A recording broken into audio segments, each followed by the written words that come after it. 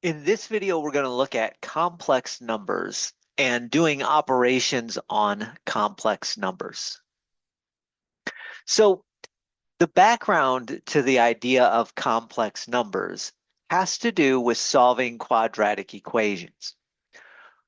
When we have an equation like x squared equals 36, that actually has two solutions. X could be the square root of 36, which is positive 6, or x could be the negative of the square root of 36, which is negative 6. So 6 squared becomes 36. And also, if I take negative 6 inside of parentheses and square that, it also becomes positive 36. This means that when I square a positive number or square a negative number, I get out a positive number, which I'm sure we all know. So what would happen if I wanted to take x squared and set that equal to negative 36?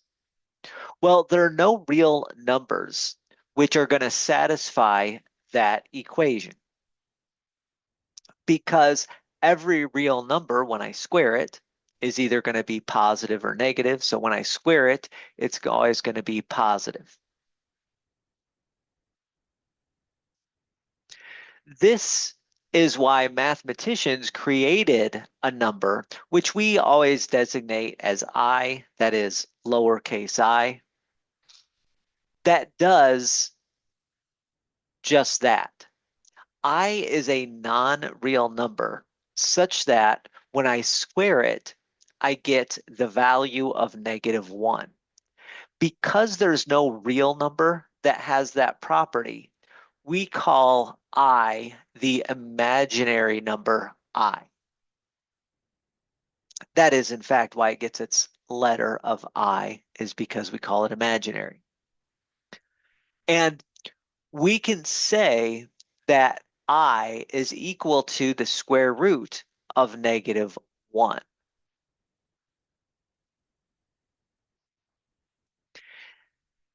So once we've established the imaginary number I, then we can establish a whole other set of numbers called complex numbers. Complex numbers are any numbers that can be written as a plus bi, where a and b are real numbers. So a complex number has a real part, which we call a, and an imaginary part, which we call b times I. So the real part is the a, the imaginary part is the b times I part. And what we'll do is we'll show how to add, subtract, multiply, and divide those complex numbers. Now, when we do those operations, the way we do it is just like polynomial addition and polynomial subtraction and polynomial multiplication and polynomial division, just using the variable I, and also with the property that we just saw, since I is the imaginary I, when we square it, we get out a negative 1. This means I don't actually need higher powers of I when I add, subtract, multiply, and divide, because any other higher powers of I can be written as coefficient times I. So obviously I to the first power is just I, but I squared is negative 1.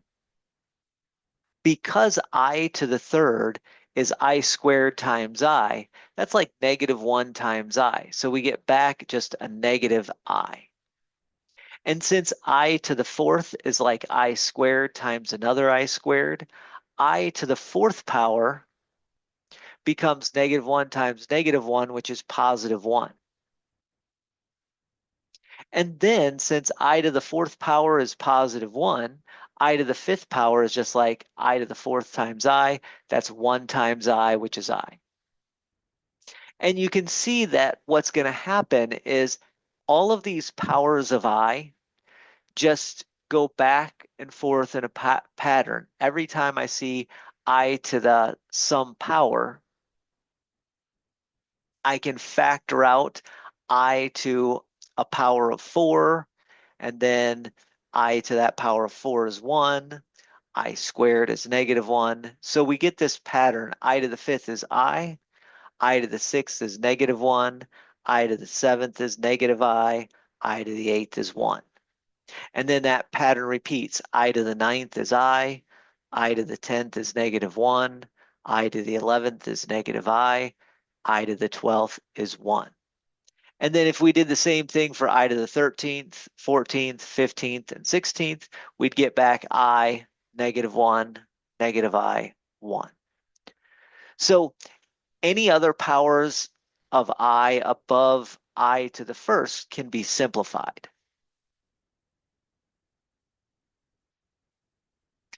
Let's go ahead and start with the operations of addition and subtraction. So let's add or subtract these complex numbers. You can see the example there. If you want to try these on your own, you can push pause on the video.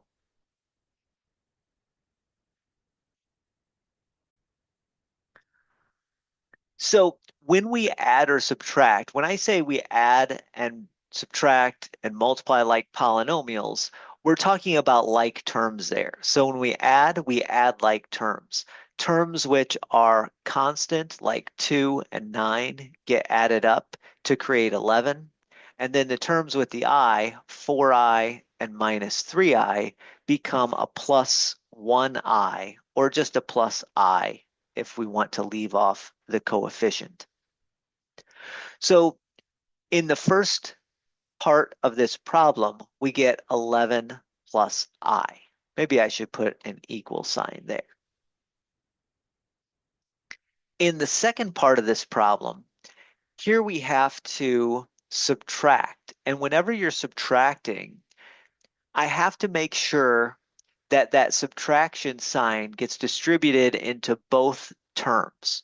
So I'm going to write another line that says 6 minus 7i minus 2 plus 9i. And then I'm going to combine the like terms. Combine the real parts, which gives you 4. Combine the imaginary parts, which give you a plus 2i. And my final answer is 4 plus 2i.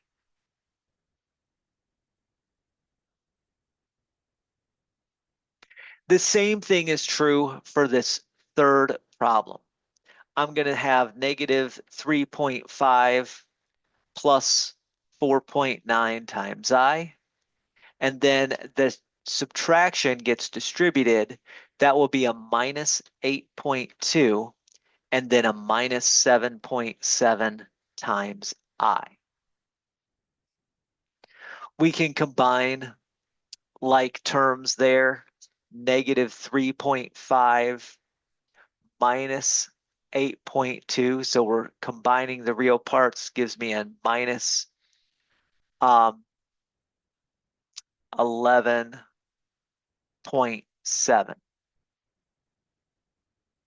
And then when I combine the imaginary parts, I get 4.9i minus 7.7i.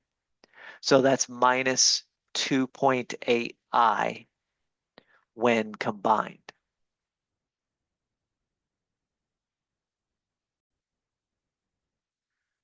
So adding and subtracting is essentially like combining like terms where I'm combining the real parts and then I'm combining the imaginary parts. If I'm subtracting, there's this distribution of a negative that has to come into effect.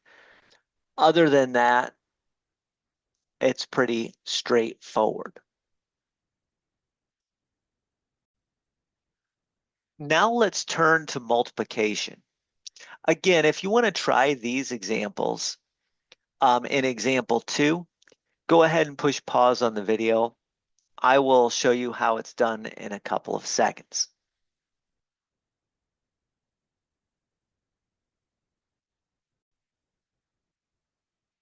All right, if I'm multiplying by a real number, it's a pretty straightforward process. It's just distributing the 6 and multiplying it times both terms.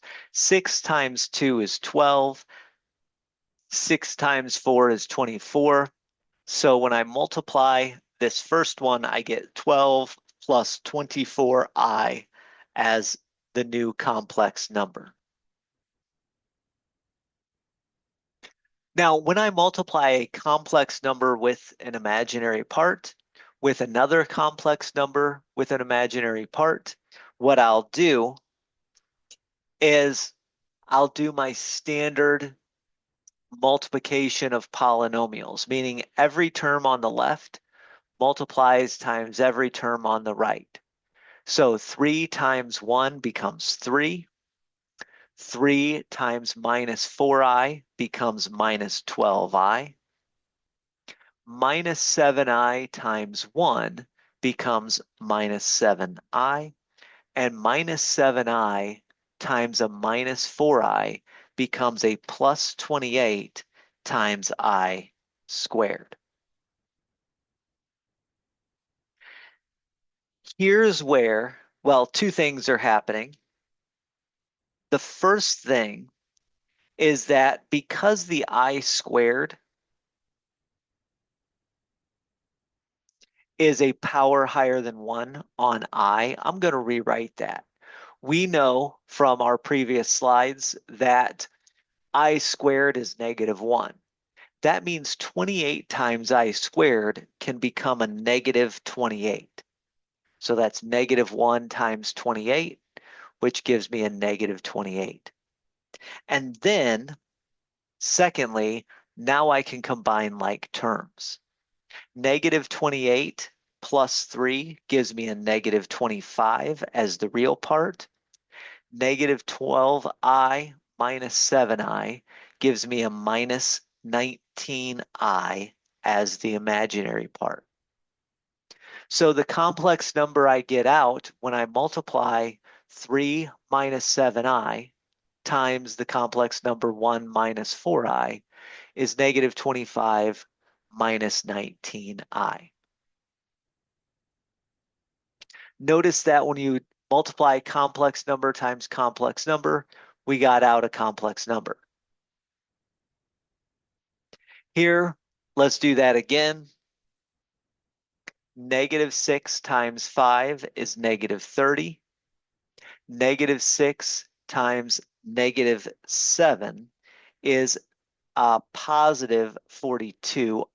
Oh, I'm sorry. So negative 6 times negative 7i is a positive 42i. 9i times 5 gives me a plus 45i. 9i minus 7i gives me minus 63i squared.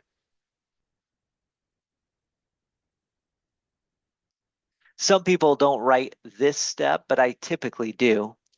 I have negative 30 plus 42i plus 45i. Some people will combine the I terms right now as well. Minus 63 times I squared is negative 1, so negative 1 times a minus 63 is going to be a plus 63. Now I can combine like terms. That gives me 33 plus 87i. Again, I multiply these two complex numbers, and I got out a complex number using just I to the first power. That's how we multiply complex numbers.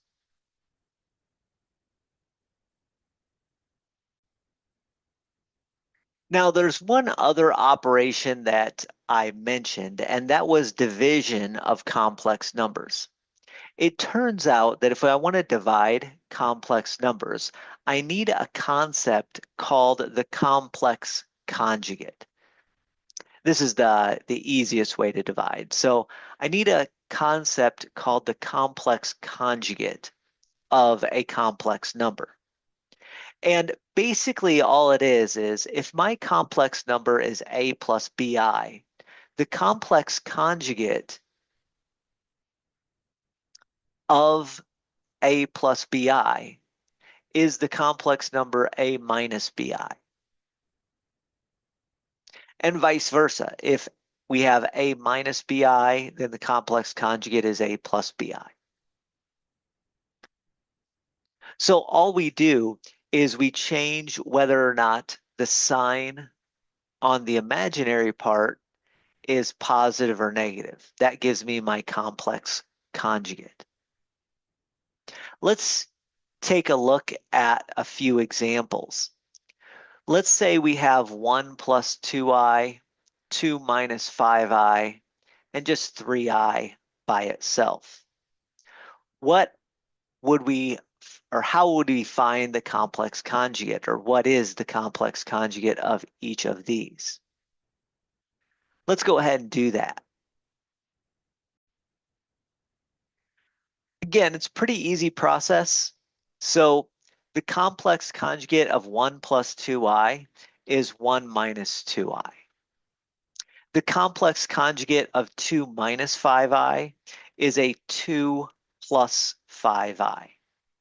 And the complex conjugate of 3i is actually negative 3i. This is like 0 plus 3i. So when we have a complex number whose imaginary part is non-zero, if we have an imaginary part that's non-zero, or that is 0, we don't worry about it because it just becomes a real number. But when we have a complex number whose imaginary part is non-zero, then it's just a minus bi in this case.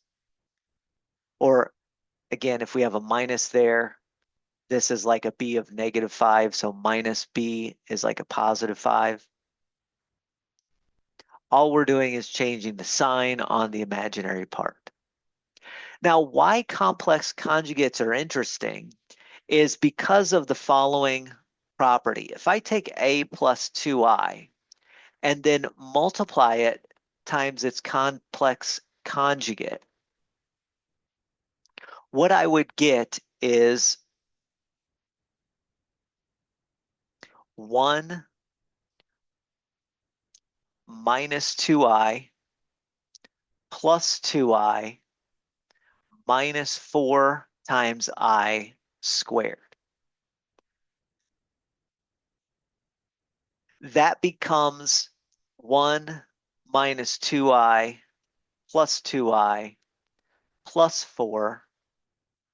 And notice that when we combine like terms, the imaginary parts cancel each other out.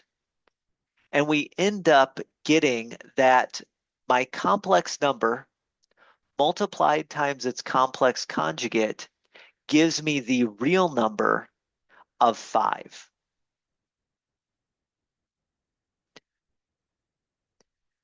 So multiplying by the complex conjugate eliminates the imaginary part.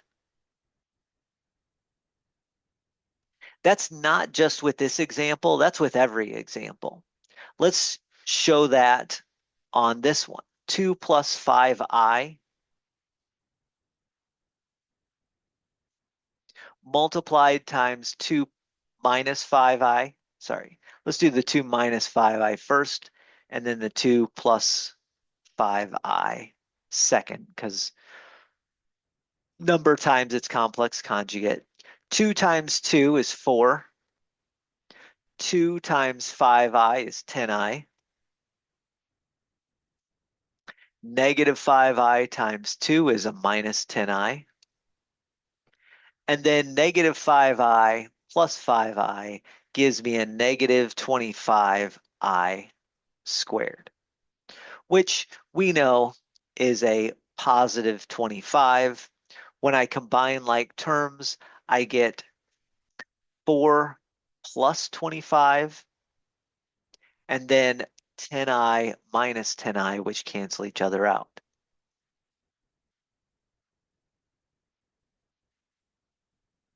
And this is what happens each time. You take a complex number times its complex conjugate, you get out a real number. And that's important for division.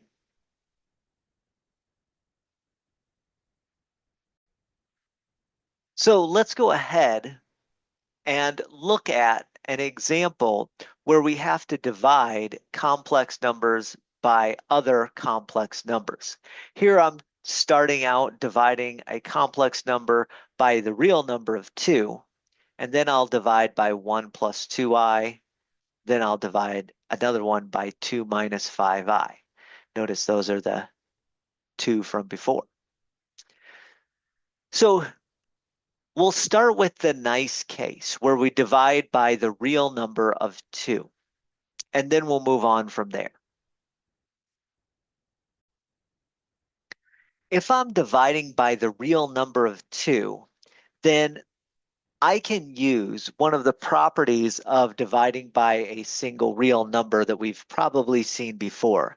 And that is, if I have 2 terms on top, I can divide each term by 2. So essentially, I'm going to take 6 divided by 2, and then minus 8 divided by 2, and then multiply times I. This gives me 3 minus 4i when I divide. So when I divide by a real number, I can just divide each term by that real number. 6 divided by 2, 8 divided by, or negative 8 divided by 2 gives me that. And there's a number of ways we can write that. You don't have to write the I over here on the left. You can say we're taking 8i divided by 2. That's another way to see it as well. But essentially, you're just dividing each term by 2. Well, we can't do that when we have a complex number in the denominator whose imaginary part is non-zero. So for these, what we would have to do is, well, not what we have to do, but what we're going to do is we're going to multiply the top and bottom by the complex conjugate of the denominator. So I'm going to multiply by 1 minus 2i on both top and bottom on this case. If I do that, 1 times 2, well, let me write this. 1 times 2 is 2. 1 times 9i is a positive 9i. Oh, let me rewrite this. Let me do 2. I've been multiplying left to right. So 2 times 1 is 2. 2 times minus 2i is minus 4i. 9i times 1 is a positive 9i. And then 9i times minus 2i is minus 18i squared. In the denominator, we get 1 times 1, which is 1, 1 times minus 2, which is minus 2i, which is minus 2i, 2i times 1, which gives me plus 2i, and then minus 4i squared.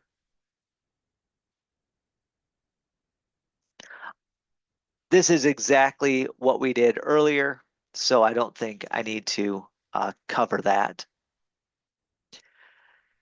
In the numerator, when I combine like terms, this is a 2. This is going to be a plus 18.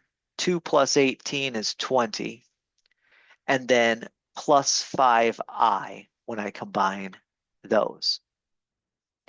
And then in the denominator, my middle two terms cancel out. I get 1 plus 4, which is 5. Now I can do the same thing that I did up here. I can take 20, divide that by 5, that gives me a 4. 5i divided by 5 gives me 1i, or just I. So this means that when you divide 2 plus 9i divided by 1 plus 2i, we get 4 plus I. Now, not everything always turns out as nice integer numbers as the coefficients. So in this case, for instance, when we're trying to divide 3 plus 7i by 2 minus 5i, we would start by multiplying the top and bottom by 2 plus 5i.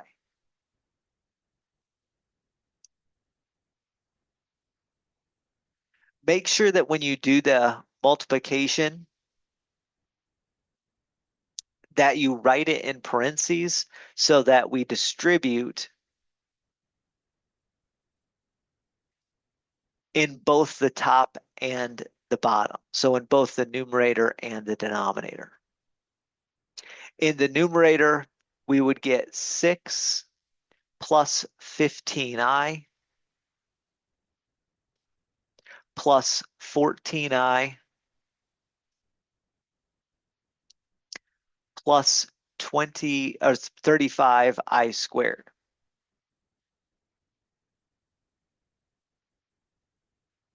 In the denominator, we did this one earlier, but I'll go through it again. 2 times 2 is 4. Then we get plus 10i. Then we get minus 10i. Then we get minus 25i squared.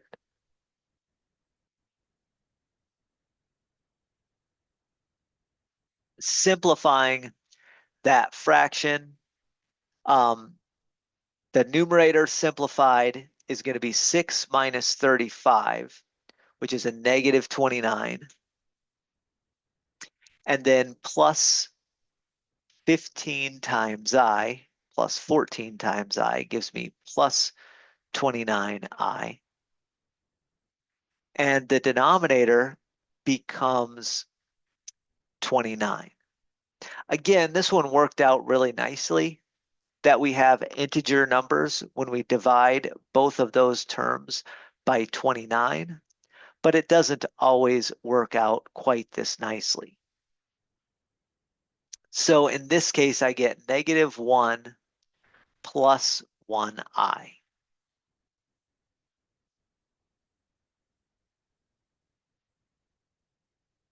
Again, they don't always work out to be integer numbers as the real and imaginary parts. For this last one, I'm going to show two ways. The first way is the same as we looked at earlier. So the first method is just multiplying by the complex conjugate on top and bottom, and then dividing by whatever real number we get. So we'd multiply by negative 3i on the top and negative 3i on the bottom.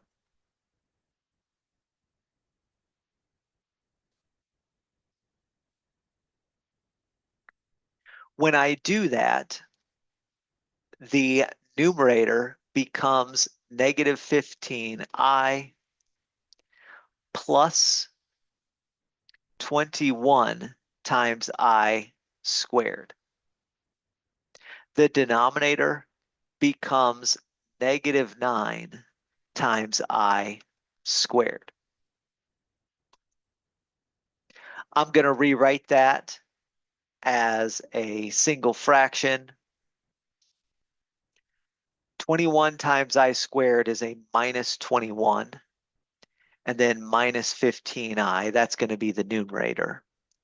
And then we get a positive 9 in the denominator. Here we get a couple of fractions because 21 or negative 21 over 9 is 2 and a third, negative 2 and a third, which is negative 7/3 as a reduced fraction. So negative 7/3. And then 15 over 9 is 5 over 3. So minus 15i over 9 is a minus 5 over 3 times I. So here we get the complex number whose real part is negative 7 over 3 and whose imaginary part is negative 5 over 3. That is the reduced form anyways. So that's one way to tackle this. However, we can also tackle this in a slightly different way. And this one's kind of an interesting case. Since we only have one term in the denominator, we could, in fact, take 5 and divide it by 3i, and then take minus 7i and divide it by 3i. Now, on the right-hand side, minus 7 over 3, and then we have I over I. The i's here are going to cancel each other out, and we'll be left with a negative 7 over 3.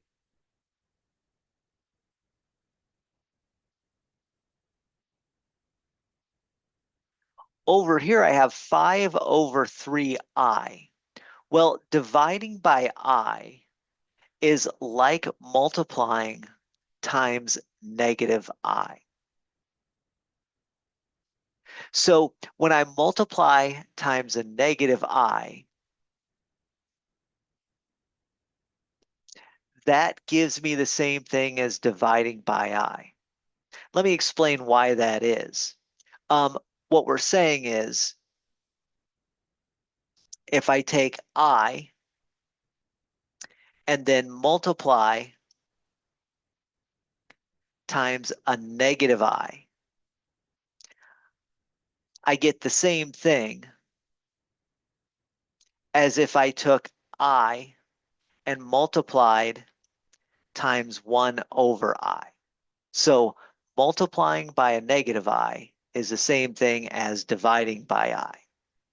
The reason that is because negative I times I is negative I squared, which gives me a positive 1. I times 1 over I, these i's would cancel, that would give me a positive 1. So multiplying by negative I is the same thing as dividing by I. So instead of taking 5/3 and dividing by I would take 5/3 and multiply times negative I. That gives me minus 5, thirds times I. So that's a little bit quicker when we have this scenario. You can see that we got the same answer both ways, both by doing the complex conjugate multiplication, but also by doing this while understanding that dividing by a single I is like multiplying times a negative I. By the way, I can't do that trick in the previous two because I wasn't dividing by a single term here, or I wasn't dividing by a quantity who has a single term. So I couldn't do that with 2 minus 5i or with 1 plus 2i. In those two cases, I have to multiply by the complex conjugate.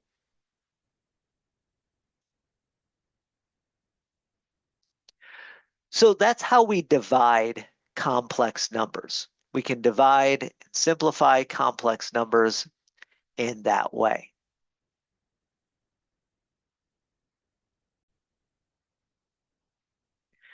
Now, the next part of this section, we're going to convert to complex numbers and then do our operations. So now that we know how to add, subtract, multiply, and divide complex numbers, we can do lots of different operations if I ever come across the square root of a negative number. So recall that since I squared is -1, we can say that the square root of a -1, it would be I.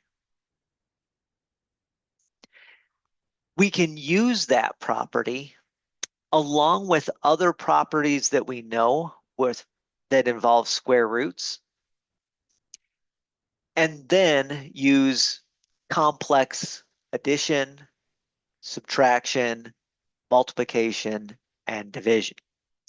Now, if we're going to do that, we have to really be careful that we convert the square root of -1 into an I before doing other operations. There are rules that you've learned when using real numbers with square roots that don't work very well with a -1 inside of the square root. So we have to convert any square roots of negatives to i's before doing other operations. Other than that, it's fairly straightforward. So let's say we encounter this pair of examples. We want to add numerical values. We want to add these things, but our terms, our numbers, involve square roots of negative numbers. So how could we simplify and compute? If you already know how to do this, you can push pause on the video. I will show you how it's done in just a couple of seconds, and you can try it on your own if you like.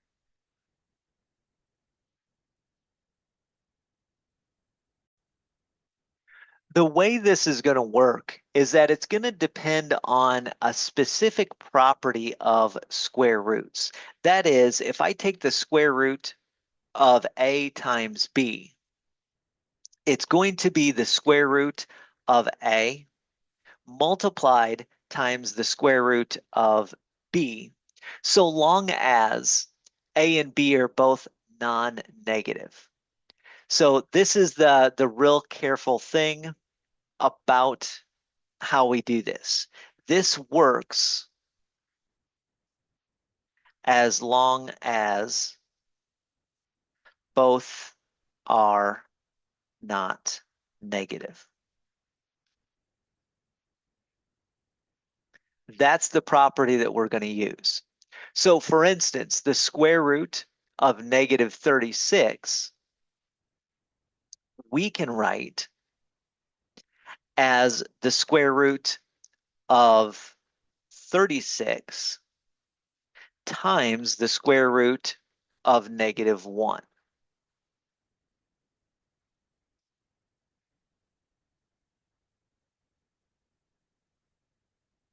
And in a similar way, the square root of -81, we can think of as the square root of a +81 multiplied times the square root of -1.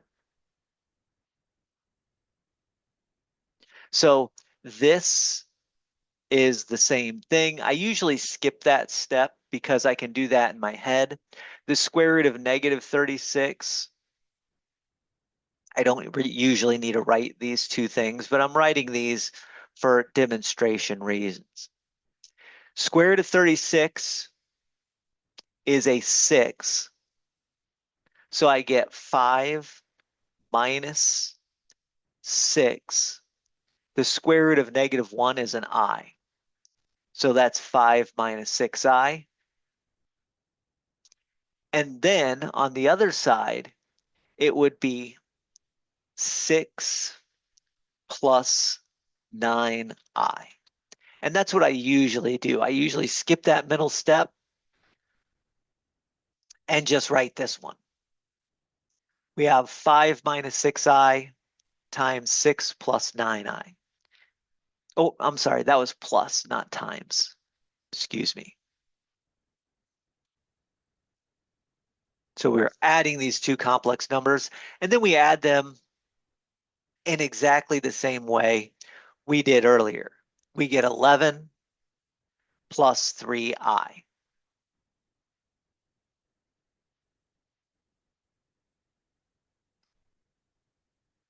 Same thing with these. We're going to take care of the square roots first, and if we ever have square root of a negative, we can think of it as I times the square root of the positive.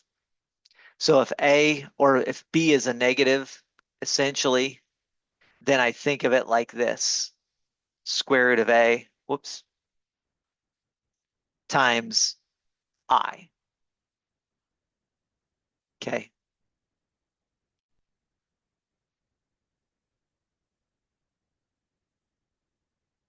So that's what's going on. In this example, what I would do is I'd rewrite this as 10 minus 7i plus 8 plus 4i. Be very careful about the plus minus signs. A lot of people will throw those off. When I'm adding these two complex numbers, I get 18 minus 3i. And there we go. So again, this property works as long as both are non-negative.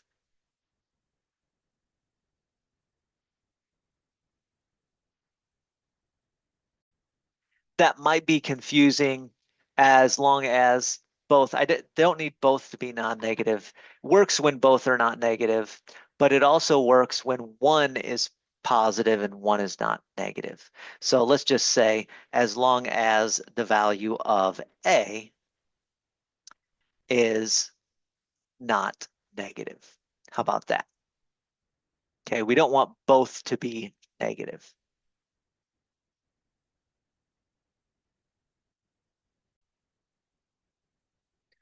Let's do another example.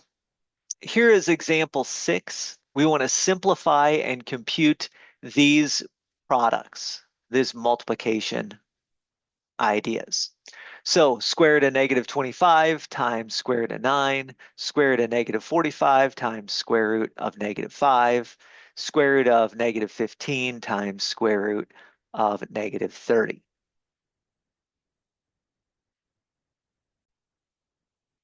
If you want to try these on your own, go ahead and push pause on the video. I will do these in a couple of seconds.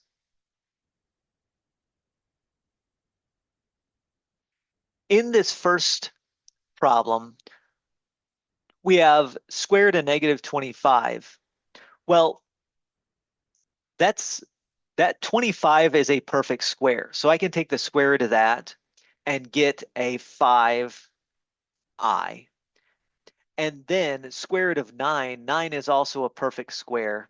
So when I multiply, or I can take the square root of it, which means I can just multiply 5i times 3. And that will give me 15i. Now, there's another way I could have done this as well. I could have taken negative 25 times 9. Negative 25 times 9 is negative 225.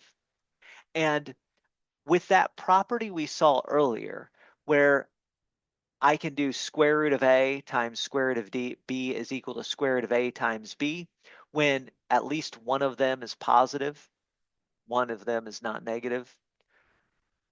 That would have given me square root of 225, excuse me, a negative 225. And 225 has square root of 15. So I could have said, well, that's 15i that way as well. In either case, I get 15i. Now, here's where people get thrown off in these next two problems. A lot of people, because they're used to doing square root simplification this way, by just multiplying the two terms underneath the square root, oftentimes people will multiply the negative 45 times a negative 5 and get a positive 225. But that would actually be incorrect.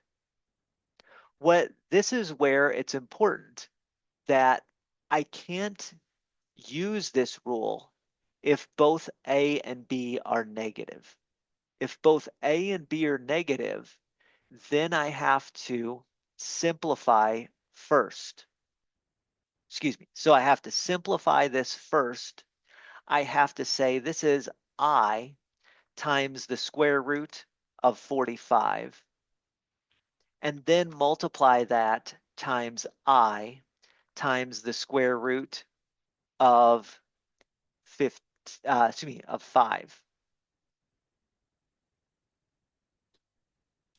I have to pull that I out first before I start multiplying.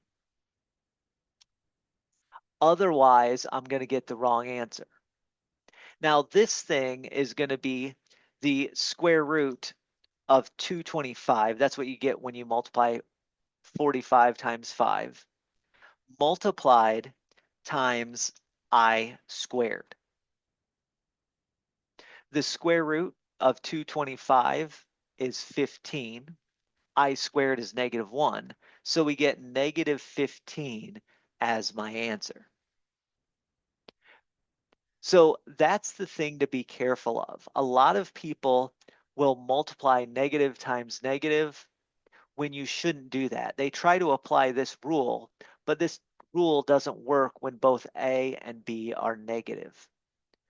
Because when A and B are both negative, we have I's that we have to pull out first. That is the same as this case. I would have to pull out an I and get I times the square root of 15 multiplied times I times the square root of 30. Obviously, that gives me I squared, and 15 times 30 is 450. So I get I squared times the square root of 450. Now, the square root of 450 doesn't simplify as a whole number, but what we can do is we can rewrite 450 as 2 times 225, and then take a square root of 2, that's irrational. A square root of 225 is 15. So the I squared gives me a negative. The square root of 225 gives me 15. And then the square root of 2 is irrational. So I just leave it as -15 times the square root of 2. Again, make sure we pull out those negative signs and make them into I's before you try to apply this rule. In either direction. In either direction.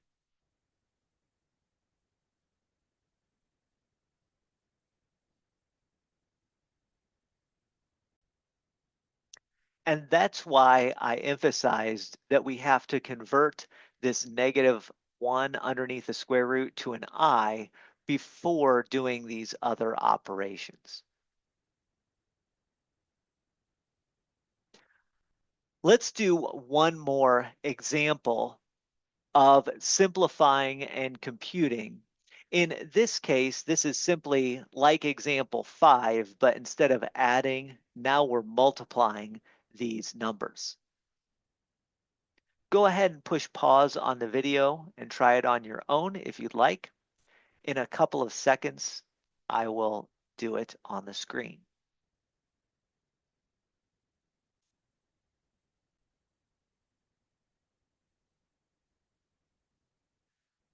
All right, so in this one, like I said, we want to convert these square roots of negative numbers into I times something before we start doing the multiplication, or else we get thrown off. So this is going to be 5 minus 6I multiplied times 6 plus 9I. We've seen that before. Now 5 times 6 is 30. 5 times 9 is 45I. Negative 6I times 6 is minus 36I. And minus 6I times 9I is minus 54I squared. Which, by the way, that's a plus 54, because when I square I get negative 1, and that turns into a plus. I'll leave it there for now. Now I'll combine like terms. My real terms are going to be 30 and then plus 54, which is an 84. My imaginary term is going to be 45I and then minus 36I. 45 minus 36 is 9, so I get a 9I. That should be a positive 9I, excuse me. 84 plus 9I is what I get out when I do the multiplication.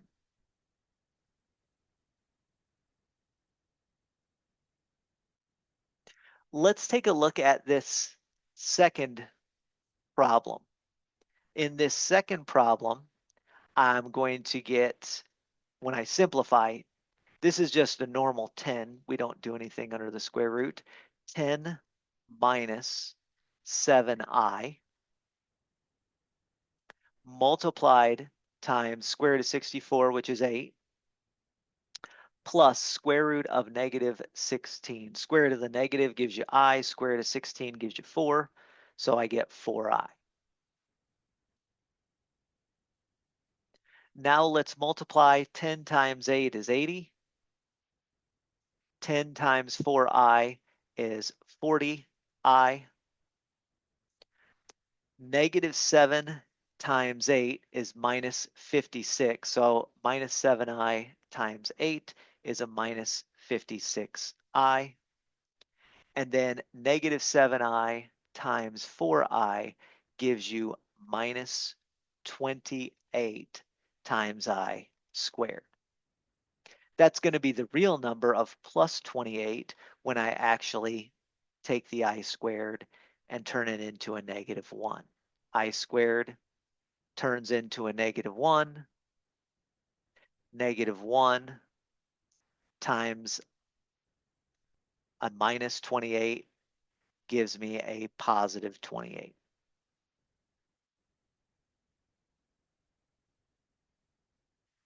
$80 plus 28 gives me 108.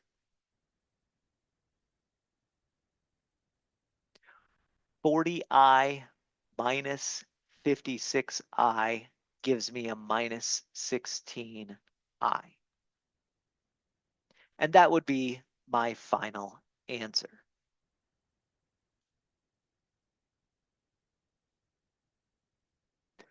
So that's how we can change things with square roots of negatives into expressions involving the imaginary I, and then use the complex number multiplication, addition, subtraction, and division to simplify an expression. And that is the end of our look at complex numbers and doing operations with complex numbers.